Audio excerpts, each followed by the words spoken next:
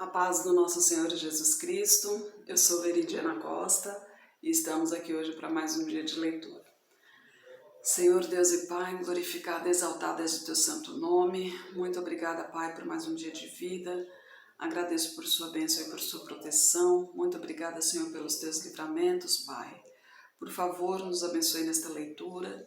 Que cada palavra sua, Senhor, seja ensinamento em nossas mentes e em nossos corações. Nos inspire e nos direcione sempre a Ti, em nome de Jesus. Lembrando que estamos no Atos dos Apóstolos, né? E hoje a gente vai ver o discurso de Paulo, né? Lembrando que Paulo está sendo levado para a prisão porque ele está sendo acusado de não cumprir a lei de Moisés, porque quando ele chegou em Jerusalém, o Espírito Santo desceu sobre os gentios e quando ele foi questionado em relação à circuncisão, ele disse que não fazia sentido, afinal de contas, se o próprio Espírito Santo desceu sobre os gentios, sem serem circuncisos, né, não haveria o porquê de serem circuncidados naquela altura, né, naquele momento ali. Bastasse que eles seguissem os mandamentos do Senhor, né? Então vamos ver o discurso de Paulo na altura das escadas da prisão, né?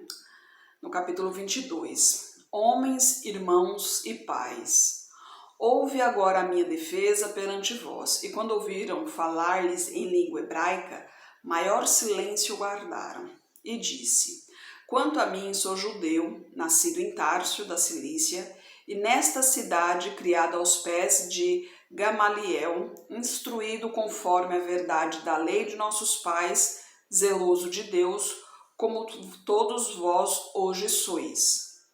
Eu persegui este caminho até a morte, prendendo e pondo em prisões tanto homens como mulheres, como também o sumo sacerdote me é testemunha, e todo o conselho dos anciãos, e recebendo destes cartas para os irmãos, fui a Damasco para trazer maniatados para Jerusalém aqueles que ali estivessem, a fim de que fossem castigados. Ora, aconteceu que, indo eu já de caminho e chegando perto de Damasco, quase ao meio-dia, de repente me rodeou uma grande luz do céu, e caí por terra, e ouvi uma voz que me dizia: Saulo, Saulo, por que me persegues? E eu respondi: quem és, Senhor? E disse-me: eu sou Jesus Nazareno, a quem tu me persegues. E os que estavam comigo viram, e em verdade, a luz, e se atemorizaram muito, mas não ouviram a voz daquele que falava comigo. Então eu disse: Senhor, que farei? E o Senhor me disse: levanta-te e vai a Damasco, e ali se te dirá tudo o que te é ordenado fazer. E como eu não via por causa do esplendor da luz, fui levado pela mão dos que estavam comigo e cheguei a Damasco. Só lembrando, né? Saulo, ele era um cobrador de impostos, um centurião, não me recordo muito bem, mas ele perseguia todos os judeus ali, ele perseguia todos e matava muitos, inclusive, né? Por isso que ele está contando toda a história aqui. E quando Jesus se revelou a ele, aí sim ele se entregou a Jesus. E olha que coisa linda, né? O trabalho todo que ele fez, né? Pode ver pelos vídeos anteriores aí que a gente leu, né? Ele passou por várias cidades ali proclamando o nome do Senhor, e muitos creram no Senhor porque ele mesmo testificou do nome do Senhor, né? E a gente continua aqui no versículo 12. E um certo Ananias, homem piedoso conforme a lei, que tinha bom testemunho de todos os judeus que ali moravam, vindo ter comigo e apresentando-se, disse-me: Saulo, irmão, recobra a vista. E naquela mesma hora o vi. E ele disse: o Deus de nossos pais de antemão te designou para que conheças a sua vontade e vejas que ele justo e ouças a voz da sua boca. E vejas aquele justo e ouças a voz da sua boca. porque hás de ser sua testemunha para com todos os homens do que tens visto e ouvido. E agora, por que te detens? Levanta-te, batiza-te e lava os teus pecados, invocando o nome do Senhor. E aconteceu que, tornando eu para Jerusalém, quando orava no templo, fui arrebatado para fora de mim, e vi aquele que me dizia: dá-te pressa e sai apressadamente de Jerusalém, porque não receberão o teu testemunho acerca de mim. E eu disse: Senhor, eles bem sabem que eu lançava na prisão e açoitava na sinagoga os que criam em ti. E quando o sangue de Estevão, tua testemunha, se derramava, também eu estava presente, consentia na sua morte e guardava as capas dos que o matavam. E disse: vai, porque hei de enviar-te aos gentios de longe. E ouviram-no até esta palavra e levantaram a voz dizendo: tira da terra um tal homem, porque não convém que viva. E clamando eles, arrancando de si as vestes e lançando pó para o ar, o tribuno mandou que o levassem para a fortaleza, dizendo que o examinassem com açoites, para saber por que causa assim clamavam contra ele. E quando o estavam matando com correias, disse Paulo ao centurião que ali estava: é-vos lícito açoitar um romano sem ser condenado? E ouvindo isto, o centurião foi e anunciou ao tribuno, dizendo: vê o que vais fazer, porque este homem é romano. E vindo o tribuno, disse-lhe: dize-me, tu és romano? E ele disse: sim. E respondeu o tribuno: eu com grande soma de dinheiro alcancei esse dinheiro de cidadão. Paulo disse: mas eu sou de nascimento. E logo dele se apartaram os que haviam de examinar.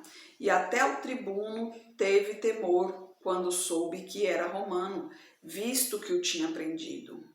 E no dia seguinte, querendo saber ao certo a causa por que era acusado pelos judeus, soltou-o das prisões. Então mandou vir os principais dos sacerdotes e todo o seu conselho. Depois, trazendo Paulo, o apresentou diante deles. E continuando no capítulo 23.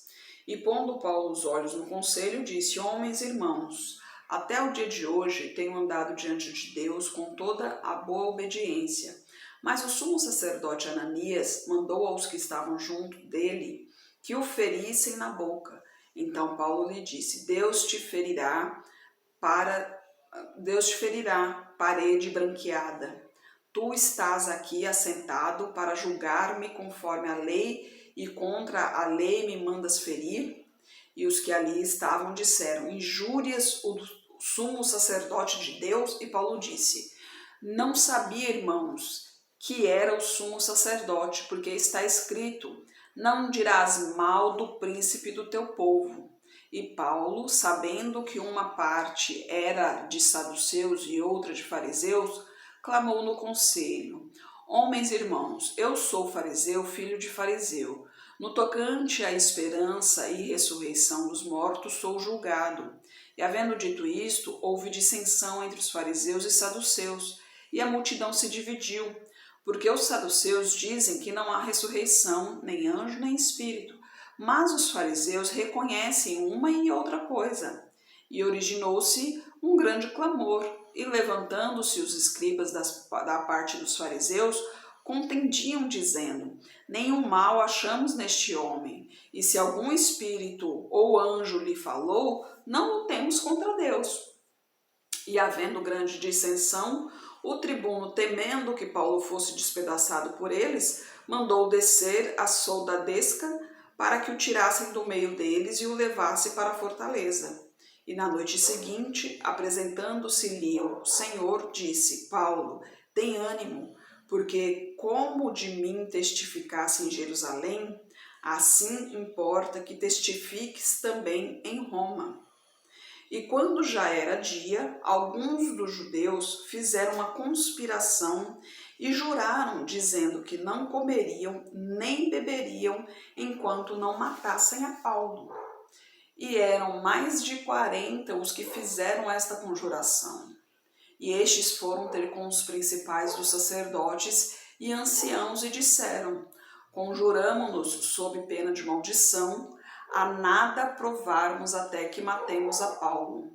Agora, pois, vós, com o conselho, rogai ao tribuno que vô-lo traga amanhã, como que querendo saber mais alguma coisa de seus negócios, e antes que chegue, estaremos prontos para matar.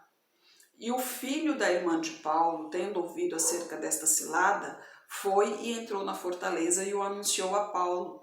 E Paulo, chamando assim um dos seus centuriões, disse: leva este jovem ao tribuno, porque tem alguma coisa que lhe comunicar. Tomando ele, pois, o levou ao tribuno e disse: o preso Paulo, chamando-me a si, rogou-me que trouxesse este jovem, que tem alguma coisa para dizer-te. E o tribuno, tomando-o pela mão e pondo-se à parte, perguntou-lhe em particular: que tens que me contar? E disse-lhe: os judeus se concertaram rogar-te que amanhã leves Paulo ao conselho, como tendo de inquirir dele mais alguma coisa ao certo, mas tu não os creiais, porque mais de 40 homens de entre eles lhe andam armando ciladas, os quais se obrigaram, sobre pena de maldição, a não comer nem beber, até que o tenham morto, e já estão aperbecidos, esperando a ti promessa. Então o tribuno despediu o jovem, mandando-lhe que a ninguém dissesse que lhe havia contado aquilo. E chamando 2 centuriões, lhes disse: aprontai para as 3 horas da noite 200 soldados e 70 de cavalaria e 200 arqueiros para irem até Cesareia. E preparai montarias para que, pondo nelas a Paulo, o levem salvo ao presidente Félix. E escreveu uma carta que continha isto: Cláudio Lísias, a Félix, potentíssimo governador, saúde. Esse homem foi preso pelos judeus e, estando já a ponto de ser morto por eles, sobrevim eu com uma soldadesca e o livrei, informando de que era romano, e querendo saber a causa por que o acusam.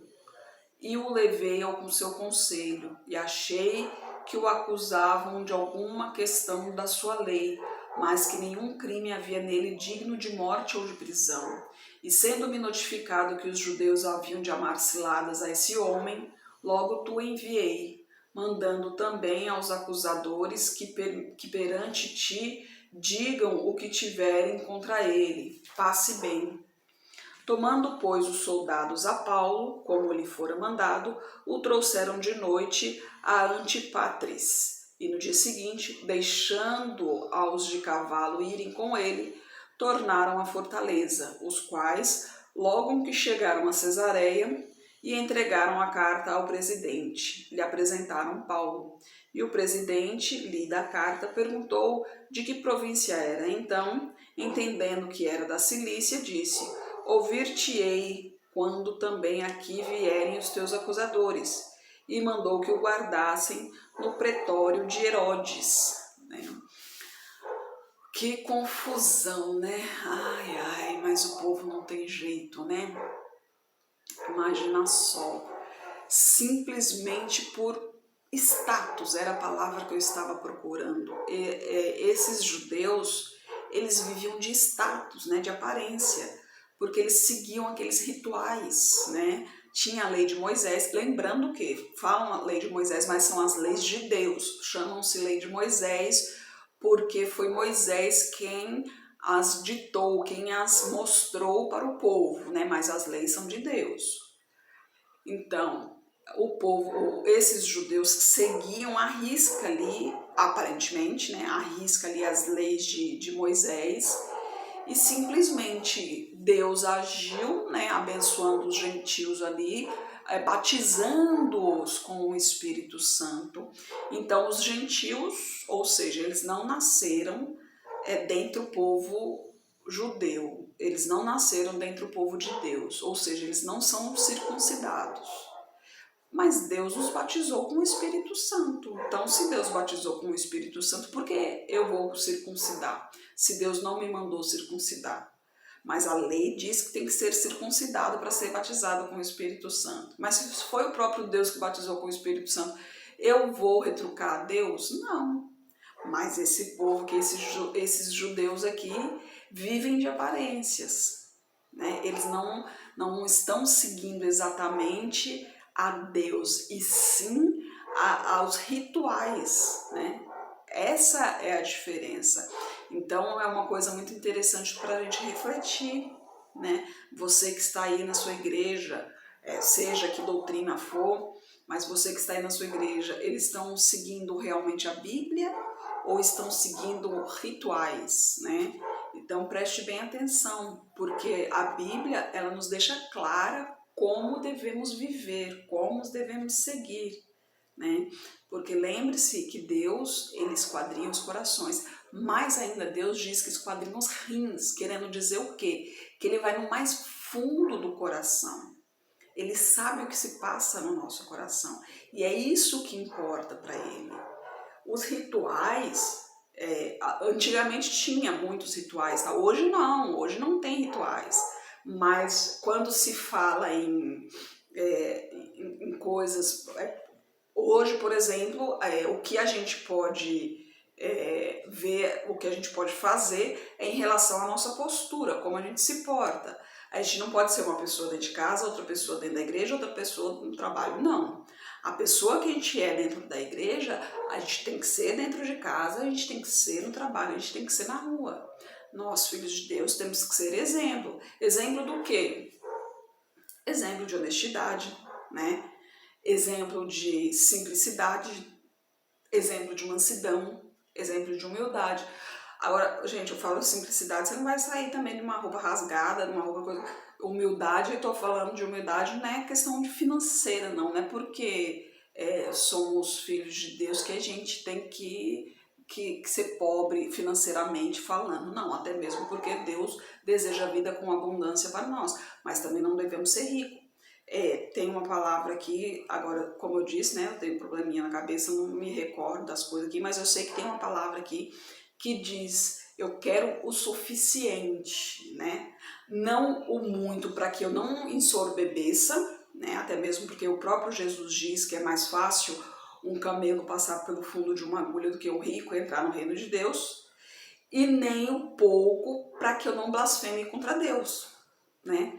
Por quê? Porque se faltar o pão de cada dia, num momento de fraqueza nossa, né, num momento de fraqueza minha, num momento de ira, eu posso blasfemar contra Deus dizendo que ele deixou faltar o pão na minha casa, né? Embora Deus nunca deixe, né? Glória a Deus. Ele nunca deixou faltar o pão, muito pelo contrário, né? Sempre quando a gente pensa que o negócio vai apertar, ele surge com alguma coisinha para nós. Deus é maravilhoso. E a gente continua aqui no capítulo 25, Paulo perante Festo. Entrando, pois... Não, perdão, é no 24. Defesa perante Félix. E 5 dias depois, o sumo sacerdote Ananias desceu com os anciãos e um certo Tértulo, orador, os quais compareceram perante o presidente contra Paulo, e sendo chamado Tértulo, começou a acusá-lo, dizendo: visto como por ti temos tanta paz e por tua prudência se fazem a este povo muitas e louváveis serviços, sempre e em todo lugar, ó potentíssimo Félix, com todo o agradecimento o que queremos reconhecer. Mas, para que não te detenha muito, rogo-te que, conforme a tua equidade, nos ouça por pouco tempo. Temos achado que este homem é uma peste e promotor de sedições entre todos os judeus, por todo o mundo, e o principal defensor da seita dos nazarenos. É mole uma coisa dessa? O qual intentou também profanar o templo, por isso nós o prendemos, e conforme a nossa lei o quisemos julgar, mas sobrevindo o tribuno Lísias, nolo tirou de entre as mãos com grande violência, mandando os seus acusadores que viessem a ti, e dele tu mesmo examinando-o poderás entender tudo o de que acusamos, e também os judeus o acusavam, dizendo serem estas coisas assim.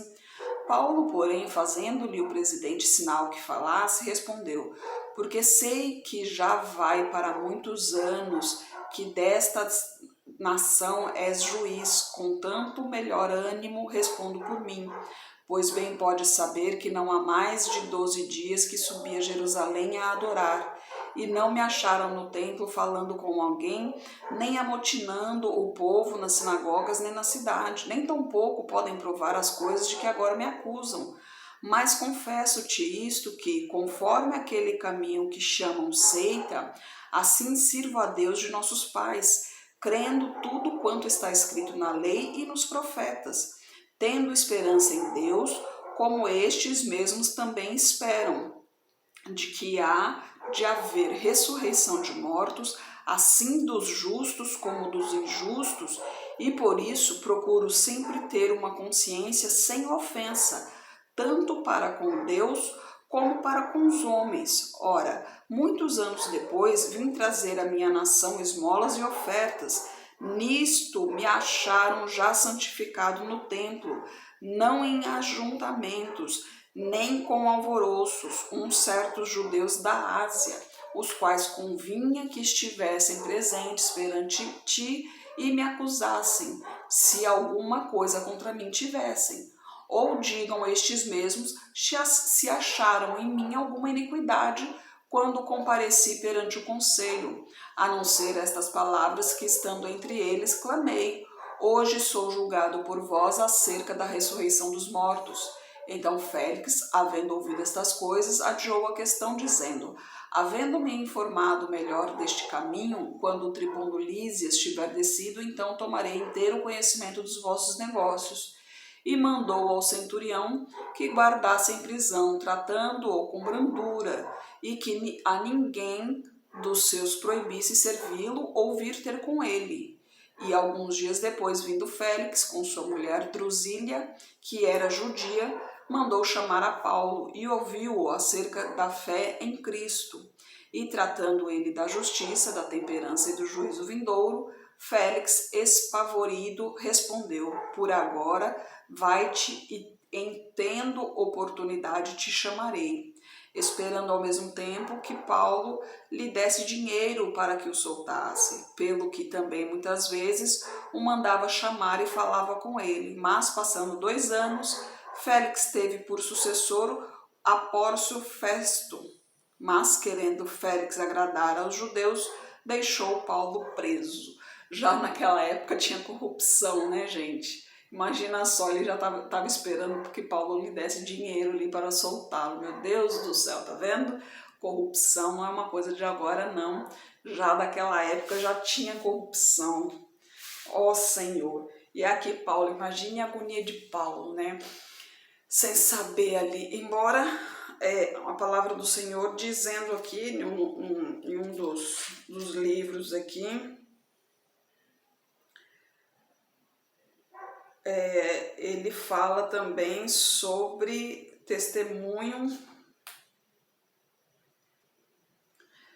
embora aqui que no capítulo 23 ele fala, né, que convém que testifique em Roma também, né, isso me faz entender que ele não morrerá aqui, né, mas vamos ver, amanhã a gente vai ver como que Paulo vai sair perante a Festo, né.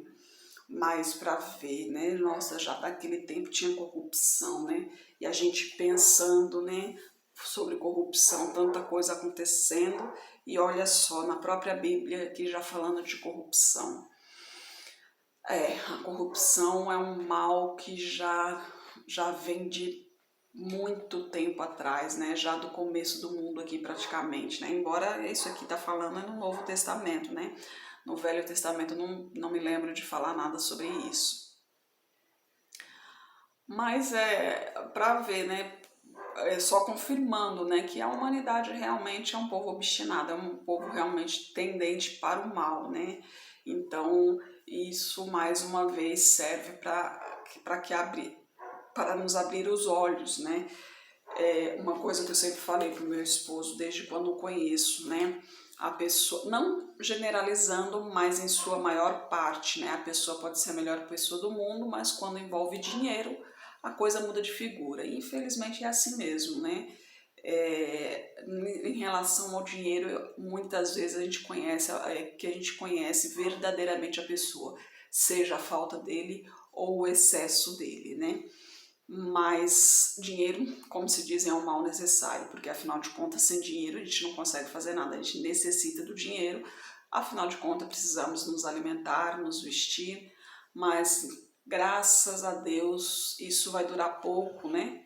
Já que Jesus Cristo está para voltar, e quando ele voltar, né, vai levar os seus, e essa primeira leva, né, já vai feliz porque já vai para o reino do Senhor, e a segunda leva porque vai passar os 1000 anos, né, onde Satanás vai atentar todo mundo aqui, aí nesse 1000 anos o Espírito Santo não estará mais na terra, aí é um Deus nos acuda, mas quando tudo acabar, quem estiver no reino do Senhor, esse viverá eternamente e alegremente na presença do Senhor e não terá mais nenhum tipo de preocupação.